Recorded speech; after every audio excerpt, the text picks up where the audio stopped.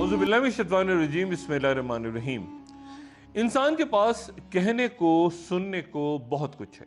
दलाइल भी लातादाद दे सकता है, समझा भी सकता है, समझ भी सकता है, और ये भी हो सकता है कि ना कोई समझा सके ना कोई समझ सके।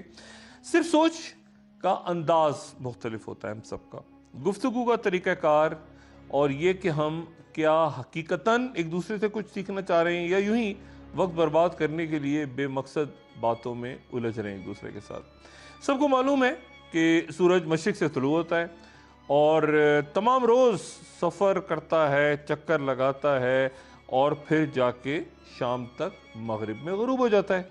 साथ ही शाम ढल के रात में तब्दील हो जाती है और अंधेरा अपने हुस्न के साथ जलवा अफरोज़ होता है। चांद सितारे अपने वजूद का एहसास दिलाते हैं और फिर सुबह होते ही अमल दोबारा शुरू हो जाता है, वही साइकिल।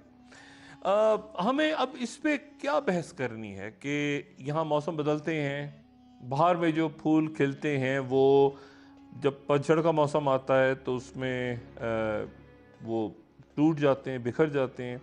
ख़ास मौसम आते हैं तो नए फल हमारे सामने आते हैं। परिंदे ख़ास सीजन्स में, ख़ास अंदाज में अपने आशियाँ बनाते हैं, फसलें काश्त होती हैं, फिर अगली फसल का सोचा जाता है, और इसी दौरान फिर कुछ दरख्तों से फल आहिस्ता आहिस्ता गायब होना शुरू हो जाते हैं और दूसरों पे, दरख्तों पे दूसरे फल सामने आना शुरू हो जाते हैं।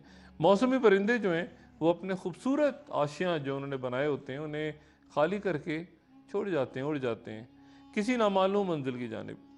बहस व मुबाहिसा साइंसी दलाइल से भी हो सकता है और गौर व फिक्र की बुनियाद पर भी, जिसका हुक्म हमें अल्लाह ताला देता है। देखना ये होता है कि इत्मीनान हमें किस बहस के इख्तिताम पे हासिल होता है, कौन सी बातचीत, सवाल जवाब हम एक दूसरे से डिस्कस करें, इत्मीनान किसके आखिर पे हमें हासिल होगा। और हम अपने इर्द गिर्द जो वाक़यात रोनुमा हो रहे हैं, अगर हमें ख़ास इल्मी बहस कर रहे हों तो हम कहाँ तक सीख सकते हैं, कहाँ तक ये मुबाहिसा, सवाल जवाब हमें ले जा सकते हैं, हमें जवाबात मिल सकते हैं अपने सवालात के, और कौन सी जगह ऐसी है, कौन सा नुक्ता ऐसा है जहाँ हमारी तमाम दलीलें, हमारे तमाम जो आर्गूमेंट्स हैं वो दम तोड़ना शुरू कर दें। ये इल्मी बहस बड़ा लुत्फ़ देती है, बहुत कुछ समझाती है, सिखाती है। मसलन एक ही सवाल का जो जवाब है वो साइंस भी दे सकती है और मज़हब भी देगा।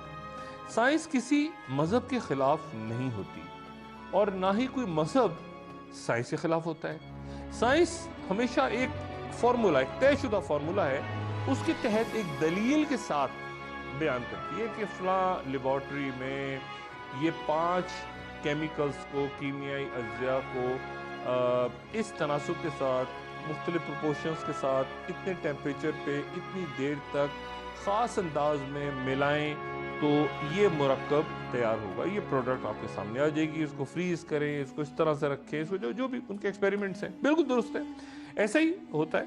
लेकिन मज़हब कुछ मुख्तलिफ बात कहता है।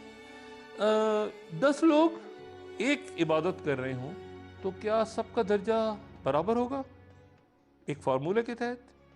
इतनी दौलत उस जगह से इस तरह से लाके इतने गरीब फाका कश जमा करके उनमें हिसाब किताब लगा के मखसूस अंदाज में ज़मीन पे उनको बिठा दिया जाए और खाना खिला दिया जाए तो क्या मतलूबा नताइज हासिल हो जाएंगे?